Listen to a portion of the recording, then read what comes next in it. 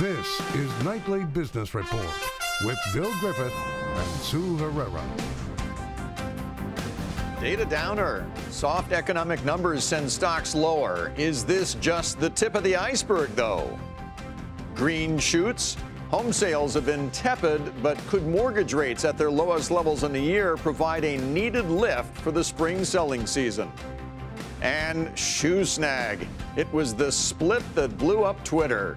So how does Nike rebound from its primetime blowout? All that and more tonight on Nightly Business Report for this Thursday, February 21st. And we do bid you a good evening, everybody, and welcome. Sue has the night off. It's been a concern hanging over the markets for a while now, a global economic slowdown. And today, several data points added to investors' jitters. Reports from Europe and Japan show that manufacturing activity contracted there this month. Here in the U.S., mid-Atlantic factory activity contracted, and business spending on durable goods was soft. Things were tempered a bit on word that trade negotiators were working on a framework to ease U.S.-China trade tensions. But overall, stocks did end lower today. The Dow Industrials were down almost 200 points for a time, finished down 103. The NASDAQ snapped its 8-day win streak, falling by 29. And the S&P gave back just about 10 points. Steve Leisman gets us started tonight. Another day, another round of soft economic data. Durable goods orders came in, delayed from December by the government shutdown, but below expectations, up 1.2%, propelled mostly by aircraft orders. The business spending category fell for the fourth in the past 5 months.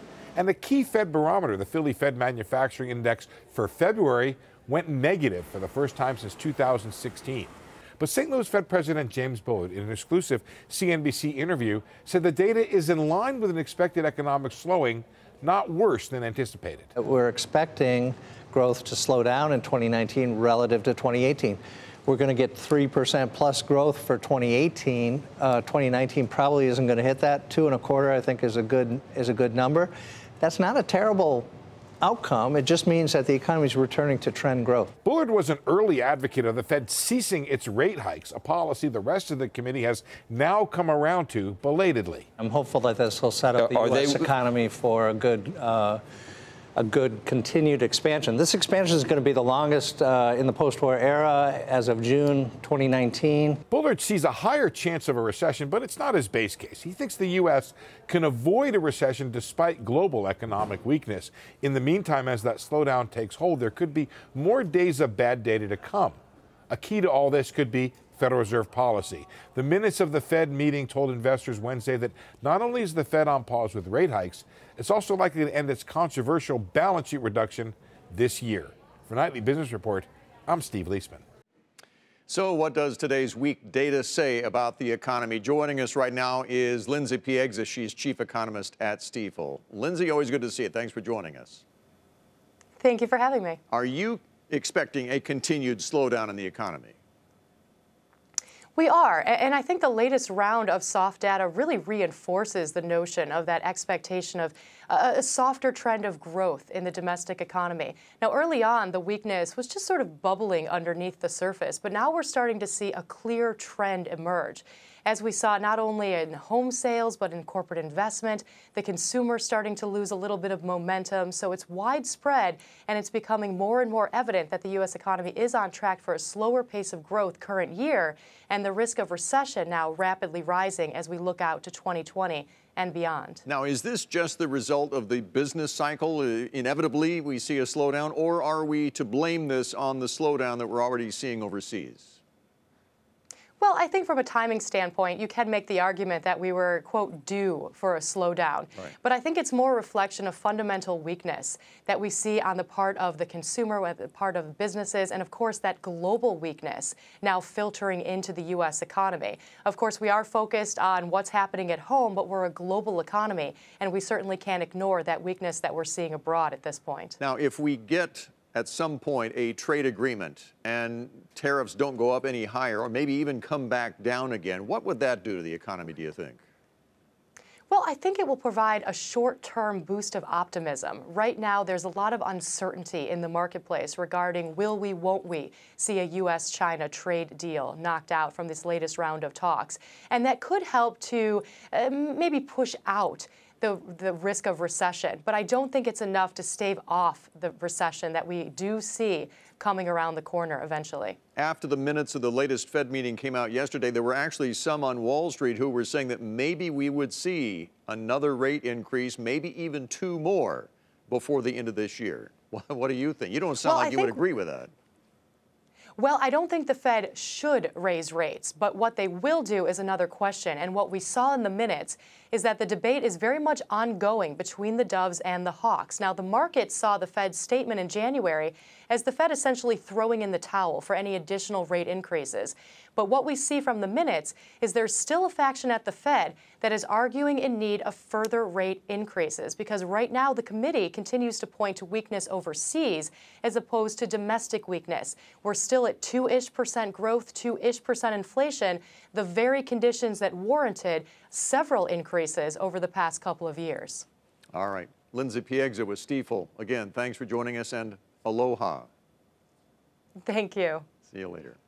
Another piece of soft data came from the housing sector today. Sales of existing homes fell to their lowest level in 3 years last month, down 1.2% to a seasonally adjusted rate of just below 5 million units, when Wall Street was looking for 5 million units. And that sales decline occurred just as mortgage rates were hitting their lowest level in over a year. So what does it mean for the upcoming spring selling season? Joining us right now from California is Fred Glick. He's CEO of the real estate and mortgage brokerage company, Arriva.com. Fred, always good to see you. Thanks for joining us. Same here, Bill. Nice to see you, too. First of all, the sales decline. Do we put that to the, blame the weather for that, or what do you see there? Sure. Blame weather, Christmas, New Year's, general malaise, trade. You know, it was just like the 7-year itch that the real estate world had. It had been going up and up and up, and about September, October, it actually started to slow, but it just got ugly during the hard winter. And now we're seeing a little bit coming out of it. The weather's getting a little better in certain places, still ugly in some, but we're starting to see the rates are coming down. We're starting to see people starting to get back in the market a little bit. But and you do see, you're expecting a pickup in the spring, but you're not expecting a great spring selling season, just kind of a normal one, yes? Yeah, we're back to what I call normal. It's kind of a balance between buyers and sellers.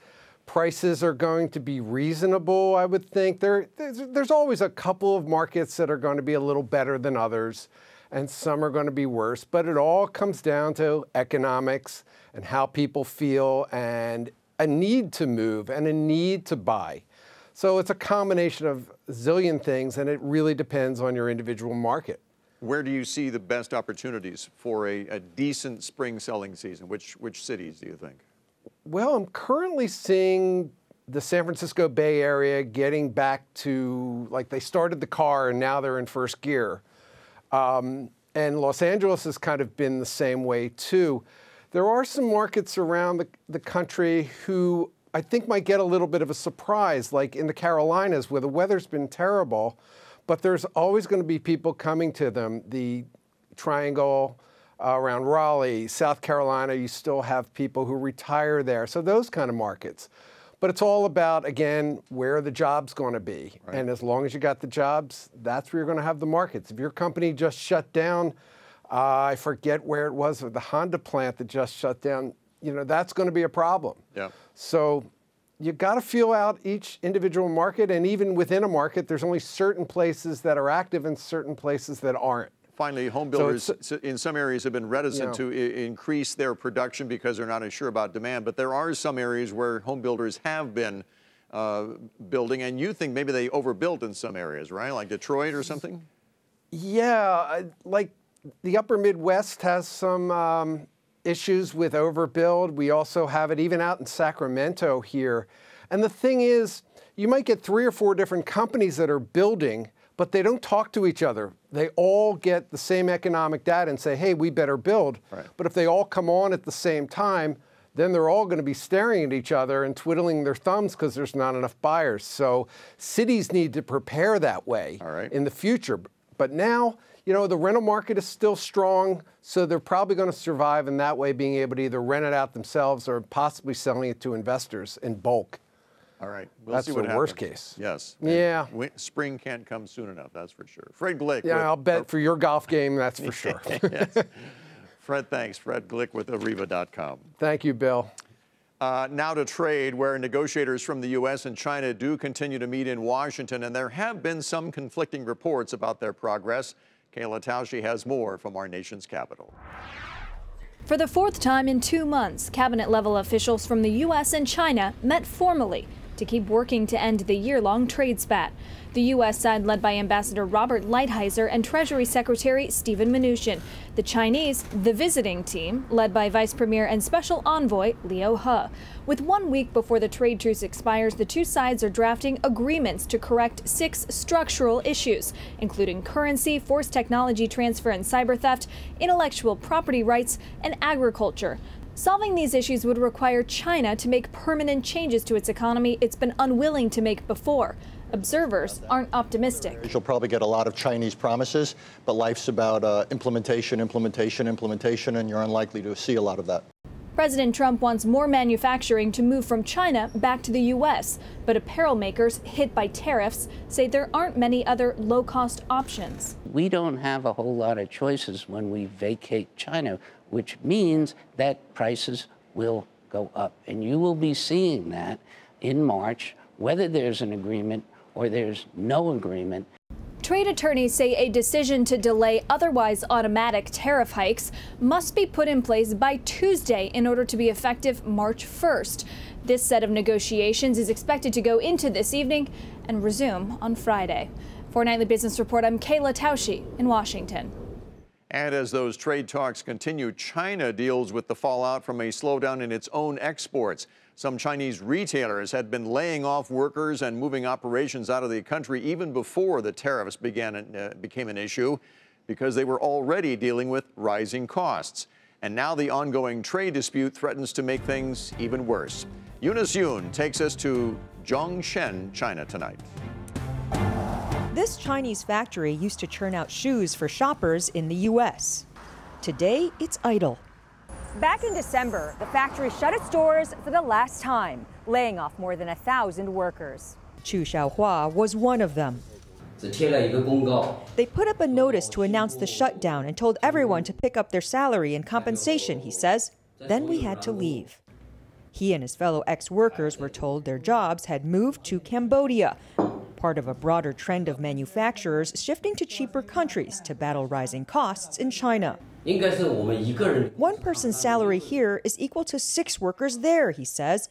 The trade war certainly had something to do with it, too. After 20 years of experience, Chu earned $725 a month. With China's economy slowing and exports to the U.S. under strain, workers told us good jobs like that are harder to find. Factories here in the industrial South are offering fewer benefits than last year, and often only part-time contracts. And with China pushing to upgrade its manufacturing sector, Chu says he lacks the skills recruiters today are looking for. This is a typical job fair for migrant workers in China. In the past, advertisements were for construction work or sewing garments. Now it's IT, engineering, and electronics. There's so many unknowns, he says. I'll have to wait and see if there are better opportunities in other places. And until uncertainty lifts over the jobs market. For Nightly Business Report, I'm Eunice Yoon in Zhongshan. Coming up, how YouTube's latest fumble could be an opening for the competition.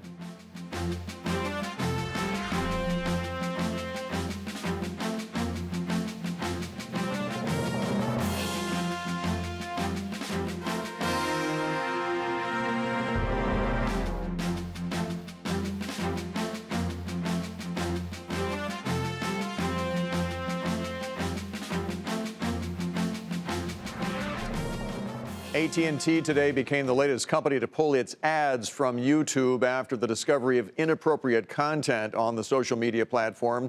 The telecom giant joins Nestle and Disney, who removed their ads yesterday.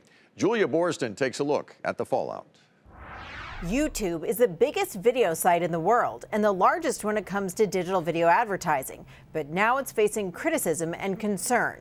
Nestle, AT&T, Epic Games, the maker of Fortnite, and reportedly Disney are pausing spending on YouTube in the wake of revelations that their ads ran alongside pedophiles' comments on videos of children. These brands need to make a statement to say that they're off, to let parents know that they don't subscribe to this bad behavior. Phil says that Disney may even use this as a pivot point to pull viewers over to its own streaming subscription service set to launch this fall. YouTube saying, quote, any content, including comments, that endangers minors is abhorrent, and we have clear policies prohibiting this on YouTube. We took immediate action by deleting accounts and channels, reporting illegal activity to authorities, and disabling violative comments. There's more to be done, and we continue to work to improve and catch abuse more quickly. This is not the first time YouTube has felt pressure from advertisers over its challenges blocking inappropriate content. 2 years ago, major advertisers, including Starbucks, Walmart, and PepsiCo, paused spending after their ads ran alongside inappropriate content. And this scandal comes on the heels of criticism that YouTube has unleashed a conspiracy theory boom. And we're just starting to see YouTube's parent, Google, see real threats to its dominance of ad market share. While Amazon's revenue grew by 50% last year, according to eMarketer, Google's dropped by 1 percentage point to 37%. But Phil says these challenges are more of a speed bump than a true roadblock for YouTube. Everyone's trying to tackle the giant YouTube with their own platforms. So yes, there's more choices for advertisers, but ultimately the advertisers are going to go where the eyeballs are, and the eyeballs are still at these big platforms. And one reason why Viacom just bought Pluto TV, an ad-supported digital video service. We'll see if YouTube can take steps to keep big brands from ditching its user-generated content. For Nightly Business Report, I'm Julia Borston in Los Angeles. Investors take a slice out of Domino's, and that's where we begin tonight's market focus, with the pizza chain missing both earnings and revenue estimates, and its same-store sales in the U.S. also came in shy of expectations. Nonetheless, Domino's CEO says overall he's happy with the results. We're actually quite pleased with the result, particularly when you take a look at our business in the U.S. We've continued to deliver double-digit retail sales growth in the U.S., 31 consecutive quarters of positive same-store sales, and a 5.6 for the quarter we were very happy with. Disappointed in the international comp. Separately, Domino's increased its dividend by 18% to 65 cents, but it wasn't enough to please investors. Shares fell by 9% to $253.01 today. Elsewhere, Apple and Goldman Sachs are partnering on a new credit card tied to the iPhone. The Wall Street Journal says the card, which will use MasterCard's network, will be paired with a new iPhone features designed to help users manage their money. The official launch expected later this year. Apple shares fell slightly today to 171.06. Goldman Sachs fell more than 1% to 196.36 today. Zillow co-founder Spencer Rascoff is out as the company's CEO, and he's being replaced by another co-founder and former CEO, Rich Barton. Rascoff has been CEO of the online real estate company for nearly a decade and will remain on the board. The company also beat on revenue estimates after the bell. Zillow shares are down more than 25% in just the past year, and they are volatile following the news, but closed the regular session up a fraction to 35.04. Also after the bell tonight, Kraft Heinz missed earnings and revenue estimates. The company said that cost inflation was lower and savings hurt profits. The company also revealed it got a subpoena from the SEC over accounting policies and procedures. The company also slashed its dividend. Shares initially fell more than 10% following that news, after falling a fraction during the regular session to 48.18. And Coca-Cola has raised its quarterly dividend now for the 57th consecutive year, hiking it a penny to 40 cents per share. The dividend is payable on April 1st to those who own the shares on March 15th. Coke also is planning to buy back 150 million of its own shares. And those shares rose more than 1.5% today to 45.86. And Foot Locker is also hiking its quarterly payout by 10%. It's planning to buy back more than $1 billion of its own stock. The athletic apparel company also announced an increase in capital spending this year, in part to expand its business in Asia. Shares were down a fraction today to 60.01. Nike shares took a hit today after one of its sneakers failed on primetime television. Duke basketball star Zion Williamson's Nike shoe ripped in less than half a minute, 1 minute into the game Wednesday night against North Carolina. Williamson suffered a knee injury, which kept him off the court for the rest of the game. Nike shares were down 1% today to 83.95. And joining us right now to talk about what Nike's going to have to do to deal with a very high-profile issue, Dean Crutchfield, the CEO of brand advisory firm Crutchfield and Partners. Dean, good to see you again. Thanks for joining us tonight. Thanks, Bill. Nice to be on 90 Business The Report. most anticipated game of the season, the #1 player on the #1 team, and this happens. Does it get any worse PR-wise for Nike? No, you don't get really much worse than this when you come a major brand with a major game and you have a major catastrophe like this. I mean, what surprised me is how badly Nike's responded to this situation. Usually companies, when they're on top of their game and the crisis hits, they have leadership in place, they respond boldly in terms of the public's concerns, and they are transparent about what they're going to do. When companies are not on top of their game, they typically defend, are in deny, they defend, and they deflect. Well, and sadly, I'm really surprised to see that's what Nike's doing right now. They did issue a statement. They showed concern for Zion Williamson. Thankfully, we are told his knee is stable and it was a minor sprain, although he is going to miss some time. And then they said they are going to investigate what happened. What more would you want to see CEO Mark Parker do? Well, I'd like to see, a proper accountability here. I mean, the two big questions is, is there a design flaw, and what does that say about quality control? Two really important factors for Nike and its reputation. So to me, it is about responding boldly. It's about hiding nothing and telling all. I mean, what I've been reading is they are talking about how wonderful they are as a company and how wonderful their products are and how they look after consumers. But I haven't really seen anything to allay concerns in terms of what's your action plan going forward. Can you imagine if this happened to a soda brand or a car brand? Right. You would recall the product. Well, we were talking earlier today about some past PR problems. When you say Tylenol scare, everybody knows what we're talking about. You say Exxon Valdez, you know what we're talking about. You say Chipotle, and you unfortunately remember what happened to them the last few years. Do you think Nike is destined to have that kind of a reaction in the future? I think that, my best question to you, Bill, is to ask you, what did you eat last Wednesday? And I think most people will turn around and say, I can't remember. Right. And often that's the case with crisis. So, no, I think this will go away. Given the news cycle, people will forget about it. But it's something that will always stick with them because this was quite a famous situation and it's getting a lot of play. That is for sure. Dean Crutchfield with Crutchfield and Partners. Always good to see you. Thanks for joining us tonight. And you. Thank you. And up next, the benchmark report for best and worst in the auto industry. Where does your car fall on the list?